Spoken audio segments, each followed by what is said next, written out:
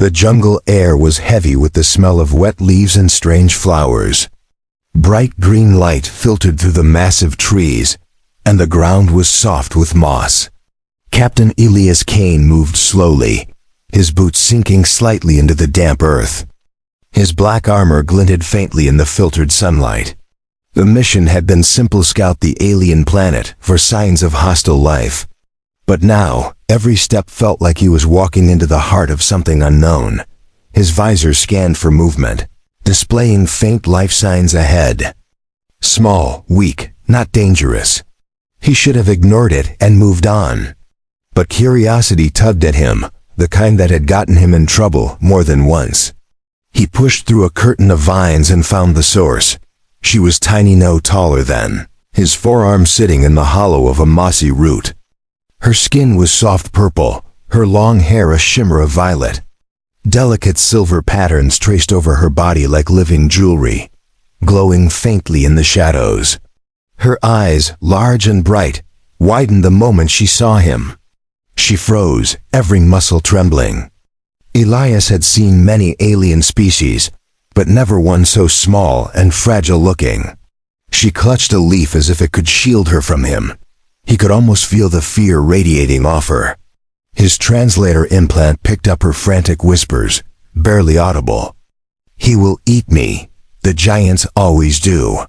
The words hit him like a punch. Not just fear, she truly believed he was here to devour her. He raised his hands slowly, showing they were empty. "I'm not here to hurt you," he said, his voice low and calm. But she only shrank back farther, pressing herself against the root. She looked like she had been hiding for a long time. Dirt smudged her silver patterns, and her legs were thin, like she hadn't eaten enough. He could see faint scars across her tiny arms. Something about that stirred an old instinct in him, the same one that had made him pull stray dogs out of ruined buildings during the war. Still, he didn't move closer. Not yet. She needed to believe he wasn't a predator. He sat down slowly, lowering himself to her level. The forest hummed around them, distant chirps, the rustle of unseen creatures. "What's your name?" he asked. She hesitated, her lips parting as if to speak, then closing again. She kept her eyes on him, waiting for some sign of attack. Her tiny chest rose and fell quickly. Then, in a voice as light as falling leaves, she said, "Lyra." Elias nodded. "Lyra, that's a beautiful name." Her eyes flickered with confusion, as if compliments were something alien to her. She glanced toward the dense trees behind her, and he caught the movement of something deeper in the shadows. Large shapes shifting silently. Predators? He tightened his grip on his rifle but kept it lowered. "Are you alone?" he asked. She didn't answer. Instead, her gaze darted to his hands again. He realized she was watching for claws or fangs. She thought every giant was the same, that they all saw her kind as food. Elias sighed quietly. "I'm not like them, Lyra." The sound of breaking branches echoed in the distance. It wasn't small. Whatever was coming was much larger than her. Her eyes widened in fresh terror, and for the first time, she moved toward him, not out of trust, but pure instinct for safety. She leaped into his hands without warning, her tiny frame trembling. Her skin was cool against his gloves, and she weighed almost nothing. He could feel her heartbeat, rapid and frantic. From the shadows emerged a creature six-legged, scaled, and nearly as tall as Elias himself. Its mouth opened in a hiss, revealing rows of sharp teeth. It stared at Lyra, ignoring him entirely. She was prey. Elias rose to his full height, keeping her close to his chest. The creature stepped forward, slow and deliberate, as if certain of its meal. Lyra whimpered, her face buried against his armor. "You want her?" Elias muttered under his breath. "Not going to happen." The moment the predator lunged, Elias moved. His rifle came up, and a burst of plasma lit the air. The creature shrieked, collapsing into the moss with smoking wounds. The forest fell silent, except for Lyra's trembling breaths. When he looked down, her eyes were on him again, but this time they were different. The raw terror had softened, replaced by something uncertain. She didn't move away. Her small hands clung to the edge of his armor. "You protected me," she whispered. Elias gave a faint smile. "Told you I'm not like them." She studied his face for a long moment, as if trying to decide if such a thing could be true. For someone her size, trust wasn't a choice, it was survival. And maybe, just maybe, he had earned the first threat of it. Above them, the sunlight shifted through the canopy, painting the ground in gold and green. Somewhere in the distance, more predators cried out, but none came closer. Lyra stayed in his hands, still trembling, yet no longer looking for a place to run. For the first time since he'd stepped onto this planet, Elias felt the mission had changed. This wasn't just about scouting anymore. It was about making sure the tiny alien girl in his hands survived whatever hunted her, and as far as he was concerned, nothing man or beast was going to take her away from him. Elias moved carefully through the dense jungle, his eyes scanning for danger. Lyra stayed in his hands, her tiny arms wrapped around his thumb. She hadn't spoken since the attack, but he could feel her gaze on him every few moments. It was the look of someone who didn't know whether to keep fearing or start believing. The forest around them seemed alive with whispers. Strange bird-like creatures swooped between branches, their feathers glowing faintly in the shade. Insects hummed, and somewhere far off, water roared. Elias's armor picked up faint thermal signatures moving in the undergrowth, some large, some small. This place was a predator's paradise. "You have somewhere safe?" Elias asked quietly, keeping his voice steady. Lyra hesitated. "I had a place," she said finally. "But they found it." He didn't need to ask who they were. Her eyes darkened at the memory, and she pressed closer to his chest. Whoever had been hunting her, it wasn't just animals. Elias's orders had been simple: no interference with local species, just observation and mapping. But he wasn't built to walk away from someone in need. Rules had never stopped him before, and they weren't going to now. As they moved deeper into the forest, Elias noticed she kept glancing upward at the trees. Her kind, he guessed, might have once lived high above the ground, away from the predators. But now she was stuck down here, vulnerable. They reached a clearing bathed in sunlight, the air thick with the scent of blooming flowers. Elias knelt, letting her stand on his gloved palm. She stepped lightly, her silver markings glinting. "You saved me," she said softly, as if still testing the words. "Why?" Elias shrugged. "Because you needed saving." She tilted her head. "Giants don't save us, they take us." "I'm not one of your giants," he said. "I'm human." The word meant nothing to her, but she studied his face with a curious expression. "Humans don't eat my kind?" He gave a short laugh. "No, we don't eat people, no matter their size." She frowned at that. "We are not people to them." The way she said it made his jaw tighten. He had seen that look before in war zones, in refugee camps, when someone had been told their life didn't matter. He wasn't about to let her keep believing it. Before he could answer, his visor beeped softly. Motion 5 life signs, approaching fast. He lifted Lyra back into his grip and stepped toward the tree line. Through the foliage, dark figures emerged. They were tall, insect-like creatures, their carapaces gleaming black in the sunlight. 4 arms each, long curved claws, and eyes that glowed faint red. They moved with a quiet, dangerous coordination. Lyra stiffened instantly. Hunters. Elias's rifle was already in his other hand. "They after you?" She nodded quickly, fear flickering across her face. "They always come back until we are gone." The lead hunter stepped forward, its voice clicking in a language Elias's translator barely managed to catch. "Give her, or you die." Elias almost smiled at the simplicity of the threat. "Not going to happen." The hunters hissed in unison. One of them lunged forward, but Elias was faster. His rifle fired a controlled burst, the shot slamming into the creature's chest and sending it sprawling. The others reacted instantly, fanning out to surround him. He moved with precise steps, shifting Lyra in his grip to keep her shielded while he fired. Plasma bolts lit the air, the smell of scorched vegetation mixing with the acrid scent of alien blood. One hunter fell, then another. The remaining 3 hesitated, reassessing the human who refused to back down. When one tried to flank him, Elias switched tactics, using the heavy gauntlet on his left arm to smash it into the ground. The crunch of chitin echoed, and the last 2 turned and fled into the forest, their strange clicking fading into the distance. Elias lowered his weapon, breathing steady. Lyra stared up at him, her tiny hands gripping his armor. Her eyes were wide, not with terror this time, but with something else. "You fought for me," she whispered. "I told you," Elias said. "I'm not like them." She looked away, almost shy, but her voice was firmer now. "If you stay near me, they will keep coming. You will be in danger. I've been in danger my whole life," he said simply. "I can handle it."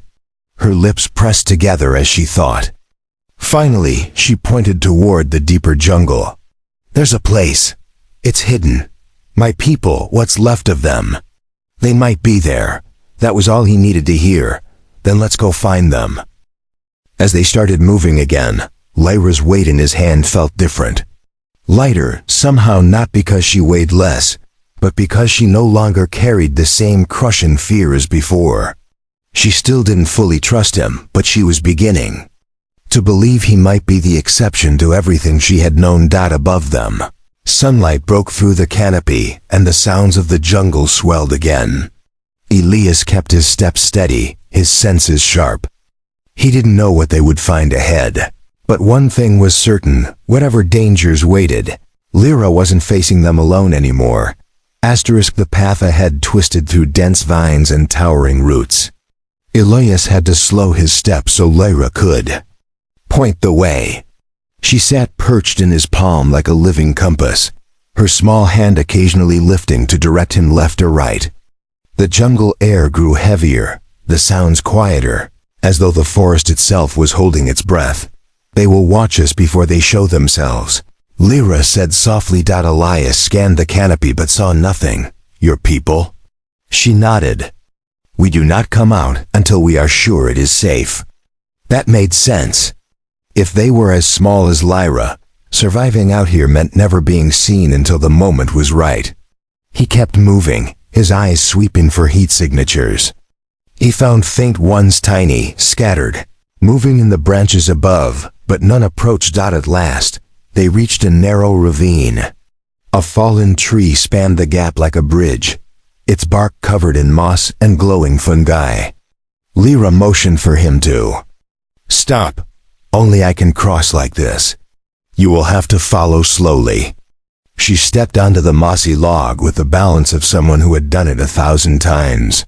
Her silver markings shimmered faintly as the filtered light touched her. Elias followed with careful, deliberate steps, his armor creaking slightly with each movement. The drop below wasn't deadly for him, but it was enough to make falling inconvenient. On the other side, Lyra signaled him to crouch low. She darted into a curtain of vines, disappearing from sight. Elias parted them carefully and stepped through. The space beyond was like another world. Sunlight poured through an opening in the canopy, falling onto a hidden grove. Tiny houses, no bigger than his forearm, were built into the sides of giant tree roots. Bridges of woven vines connected them. Dozens of figures like Lyra emerged from the shadows, their eyes fixed on him.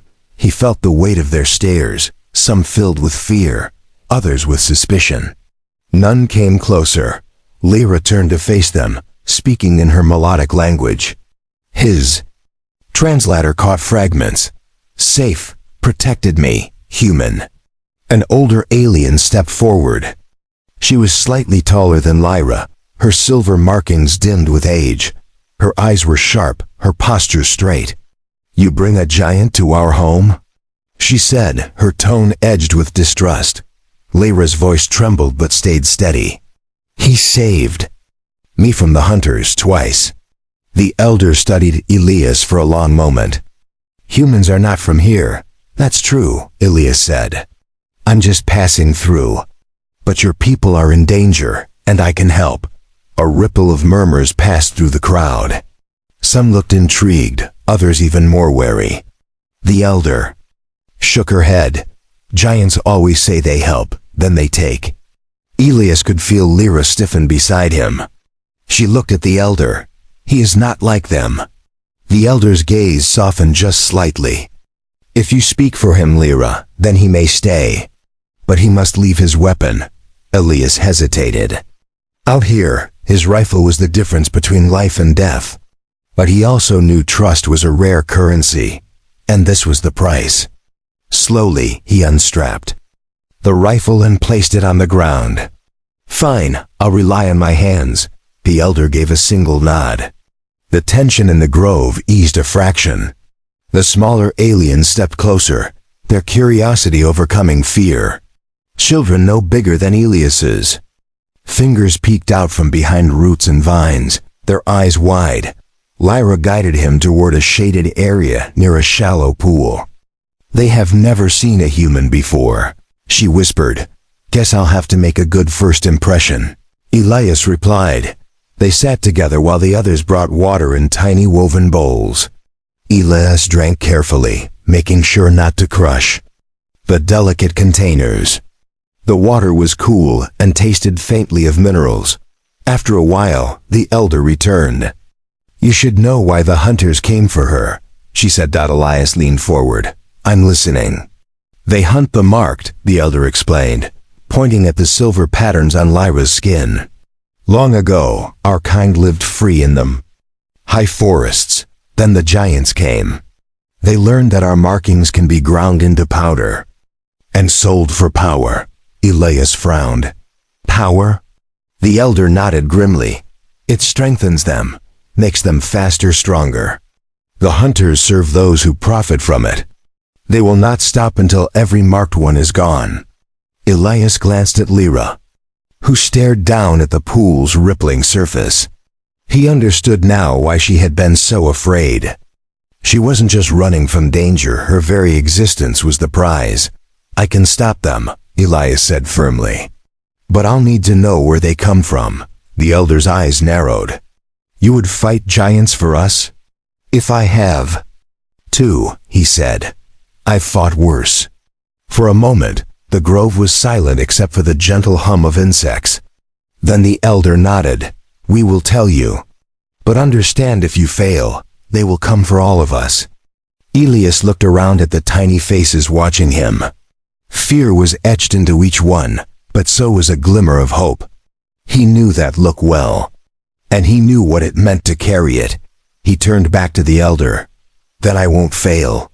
Lyra's eyes met his, and for the first time since they'd met, her expression held something close to trust. Whatever came next, she believed he might just be able to change everything for her people. Elias left the grove at first light. The elder had given him a crude map drawn in glowing sap, marking the direction the hunters had come from. Lyra had insisted on going with him, but Elias had convinced her to stay. "If I fail, you need to warn your people," he'd said. She hadn't liked it, but she understood. The forest was different in the morning. The air was cooler, mist curling between the roots like pale smoke. His boots left faint impressions in the damp soil. Every sound seemed sharper, the rustle of leaves, the distant calls of unseen animals, the drip of water from high branches. Elias followed the tracks the hunters had left. 4 clawed footprints pressed deep into the moss, spaced wide apart. They moved fast and always in groups.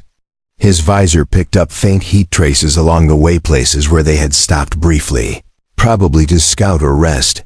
After several hours, the jungle began to change. The ground sloped upward, and the trees grew taller and thicker, their branches forming an almost solid ceiling. The light dimmed until it was little more than a green glow filtering through the leaves. Ahead, the air shimmered faintly, and Elias crouched. Through the foliage he saw a camp. Dozens of hunters moved among crude structures made of bone and metal. Fires burned in shallow pits, sending thin streams of smoke into the canopy. In the center of the camp was something far worse, a cage, built from thick black rods. Inside were at least 20 small aliens like Lyra, their silver markings dull under the grime of captivity. Elias felt his jaw tighten. The prisoners huddled together, their eyes downcast. A few were young, so small they could barely stand. The hunters treated them like livestock, tossing scraps of food into the cage without looking. He moved back into the shadows, his mind already working through a plan. A direct assault would be suicide, there were too many. But he couldn't just walk away. A faint sound broke his thoughts. Behind him, something moved. He turned sharply, rifle up, only to see a familiar shimmer of violet hair. "Lyra," he hissed. "I told you to stay." She stepped closer, her tiny face set with determination. "You will need me. You don't know their paths like I do." Before he could argue, a loud hiss cut through the air. 2 hunters appeared from the shadows, their claws raised. Elias fired before they could react, the shots muffled by the dense trees. Both collapsed, smoke curling from their wounds. He glanced at Lyra. "Stay close, no matter what." She climbed onto his shoulder, gripping the edge of his armor. Together, they circled the camp, moving silently through the undergrowth. Lyra pointed out guards before Elias saw them, guiding him through blind spots and narrow paths. Her knowledge was precise. She had been hunted enough to learn every trick of avoiding them. When they reached the far side of the camp, Elias spotted a narrow ridge overlooking the cage. From here, he could see the locks, crude but strong. Breaking them would take time, and once he started, the hunters would know. "Those locks," he whispered. "Can you open them?" Lyra's eyes narrowed. "Yes, but they will see me." "Not if I give them something else to look at," he said. They worked quickly. Lyra slipped down the ridge, moving like a shadow between the structures. Elias stayed above, sighting targets through his visor. The first shot took down a guard near the fires. The second hit one of the larger hunters before it could shout a warning. Chaos erupted. Hunters scattered, some running toward the trees, others searching for the source of the attack. Elias kept firing, always from a different position, never letting them pinpoint him. Below, Lyra reached the cage. Her small hands moved fast, working at the lock with a thin shard of metal she carried. One of the prisoners looked up and gasped at her, but she shook her head quickly. "Quiet," she whispered. The lock gave way with a faint click. Lyra pushed the door open, and the prisoners began to slip out, their movements quick and silent despite their weakened state. From his position, Elias saw a hunter spot her. It charged, claws raised. He dropped from the ridge, landing between them. His gauntlet met the creature's face with a sharp crack, sending it sprawling. "Go!" He barked to Lyra. The prisoners scattered into the jungle, guided by Lyra's urgent gestures. Elias stayed behind, his rifle spitting bursts of plasma to cover their escape. The hunters fought back fiercely, but without their prisoners as leverage, they had no reason to stay. One by one, they fell or fled into the shadows. When the last one was gone, Elias turned to find Lyra at his side. She was breathing harder, hair tangled, but her eyes were bright. "You did it," she said. "We did it," he corrected. They both knew this was only the beginning. The hunters would regroup, and the ones who escaped would carry word of what had happened. But for now, the prisoners were free, and that was a start. Lyra glanced toward the jungle, where her people had vanished into the green. They will tell others. They will know a human stood against the hunters. Elias gave a faint smile. Good, let them know. Above them, a break in the canopy let sunlight pour down, lighting the ground in gold. For the first time since he'd landed on this planet, Elias felt the weight of the mission shift again.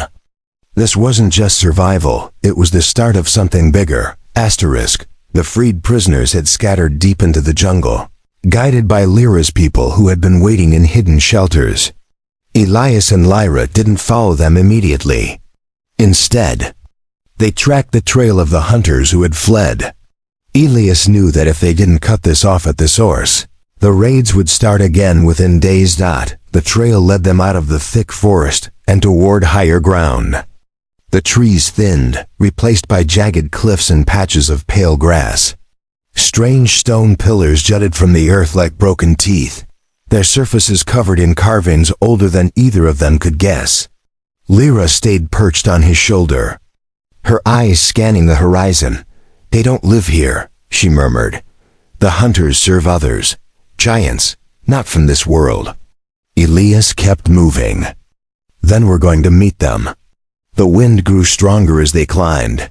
Far below, the jungle spread like a green ocean. Elias's visor finally picked up a faint signal, a power source, far too advanced to belong to the hunters. They followed it until the ground leveled, and there it was, a landing site. 3 sleek ships sat in a ring, their hulls gleaming black under the pale sky. Tall figures in metallic armor moved between them, their faces hidden behind smooth masks. Unlike the hunters, these were organized, efficient. They carried long rifles and spoke into devices in clipped, mechanical tones. Lyra's grip on his armor tightened. "Those are the takers," she whispered. Elias crouched behind a boulder, watching. The soldiers were unloading crates from one of the ships. He zoomed in through his visor and saw what was inside tiny silver-marked skins, dried and folded. His jaw clenched. "They're not just hunting you for power," he muttered. "They're running a full trade." Lyra's voice was faint. "They sell the markings to many worlds, to make the rich stronger, to keep them alive longer." Elias's hands tightened on his rifle. He'd seen enough exploitation in his time to know where this was headed. If the hunters were the claws, these soldiers were the hands. And somewhere above them was the mind pulling the strings. He waited, studying the way they moved, the placement of guards, the timing of patrols. This wasn't a fight he could win by charging in. They had numbers, firepower, and the high ground. But he had one thing they didn't, someone who knew the land better than they ever could. "Lyra," he said quietly, "if we destroy those ships, can your people hide long enough for them to give up the hunt?" She hesitated. It would stop them for a time. But they would send more. Then we make sure they have nothing to come back for. They moved as shadows along the rocks, staying low. Elias had a pack of explosive small charges, but enough to cripple a ship if placed right. Lyra scouted ahead, her small size letting her slip between crates and machinery unseen.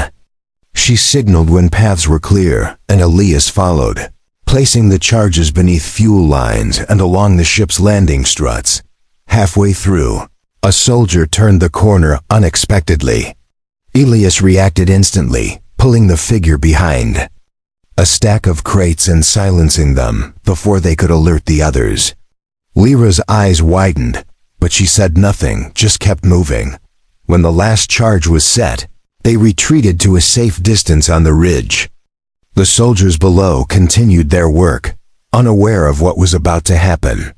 Elias triggered the detonator. The ground shook as fire tore through the landing site. One ship collapsed onto its side, its wings snapping in two. Another exploded outright, sending a column of black smoke into the sky. The third caught fire, its crew scrambling to put it out, but the flames spread too fast. Lyra stared at the destruction, her silver markings glowing faintly in the firelight. "They will hate you for this." Elias gave a thin smile. "Good. Makes it easier when they show themselves." As if on cue, a deep hum filled the air. A much larger ship descended from the clouds, black and sharp-edged, its size dwarfing the others. It hovered over the ruins, a beam of blue light scanning the ground. From the ship's belly, a platform lowered. A single figure stepped off taller than any Elias had seen yet, dressed in flowing black armor edged with gold. The mask was smooth, the voice amplified. "You are the human," the figure said, the tone calm but heavy with command.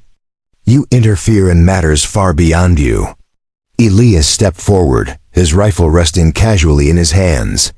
"Your matters involve killing children. That makes them my business." The figure tilted its head slightly. "You have spirit. That will not save you." Elias didn't move. "We'll see." For a moment, the two stood in silence, the burning wreckage crackling between them. Lyra stayed still on his shoulder, but he could feel her tiny heartbeat racing. This wasn't just a fight to free a few captives anymore. This was the first step in a war that had been going on long before he set foot on this world. And he wasn't planning to walk away from it. The masked leader stood still as smoke drifted from the burning wreckage. Around them, surviving soldiers formed a half circle, rifles raised but waiting for the order to fire. Elias kept his stance calm, his rifle loose in his hands, every muscle ready. "You think you can stop us?" the leader said, voice steady. "We have taken your kind before. We will take again." Elias's eyes narrowed. "You haven't taken me before. That's your mistake." The leader made a small gesture. Two soldiers stepped forward. Elias didn't wait, his rifle barked twice, and they dropped.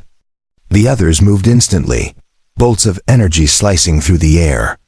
Elias dove behind a shattered fuel pod, the heat of a near miss burning across his shoulder plate. Lyra clung to his armor, small and silent, her eyes fixed on the fight.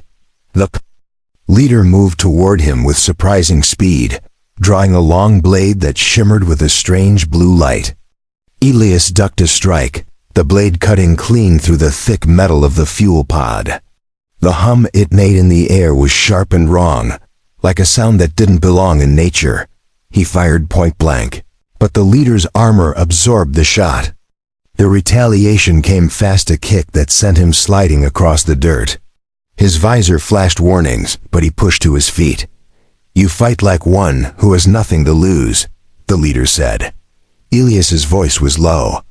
"I fight like someone who's protecting what matters." The leader came at him again, the blade moving in a blur. Elias blocked with his gauntlet, the impact sending a jolt up his arm.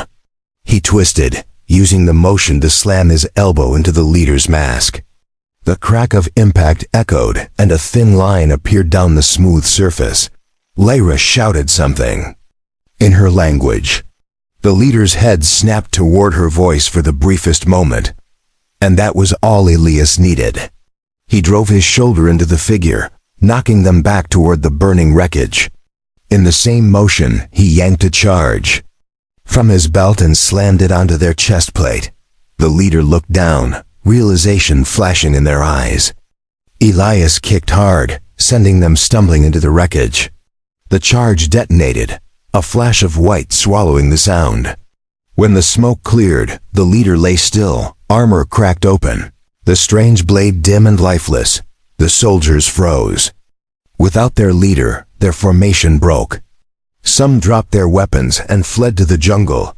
Others backed away toward the surviving wreckage of their ships. Elias lowered his rifle, breathing hard but steady. Lyra slid down his arm and stood in the dirt, staring at the fallen figure. Her silver markings glowed faintly in the firelight. "It's over," she whispered. Elias shook his head. "It's over for them. But you still need to stay hidden. There'll be others." She looked up at him, her eyes calm in a way they had never been before. "Then you will stay with us?" Elias considered it. He had come here as a scout, ready to move on to the next assignment. But somewhere between finding her in that mossy root and facing down an army for her people, this place had become something more than a mission. "Yeah," he said finally. "For as long as I'm needed." When they returned to the grove, the air was different. The freed prisoners were already there, reunited with family. The elder approached, her sharp eyes softer than before. "We saw the smoke," she said. "We feared you were lost. Not lost, Elias replied. Just making sure they won't come back soon. The elder bowed her head slightly. You have done more than any giant before. You have given us time. Lyra stood beside him, small but unafraid. He gave us more than time, she said. He showed us that not all giants are the same. The grove was quiet for a moment, the words sinking in. Then the smallest of the children stepped forward and touched Elias's boot, a silent gesture of thanks. More followed, their silver markings glimmering like starlight in the dim light. Elias crouched, letting Lyra climb back into his palm. She smiled faintly, the first real smile he had seen from her. You were not what I expected, she said. Neither. Were you? He replied. Above them, the canopy shifted in the breeze, sunlight spilling in golden streaks across the grove. For now, the hunters were gone, the ships destroyed, and the leader defeated. The threat would come again someday, but when it did, they would be ready. Elias had arrived as a stranger. Now in the eyes of the tiny people gathered around him, he was something more, not a giant, not an outsider. He was their protector,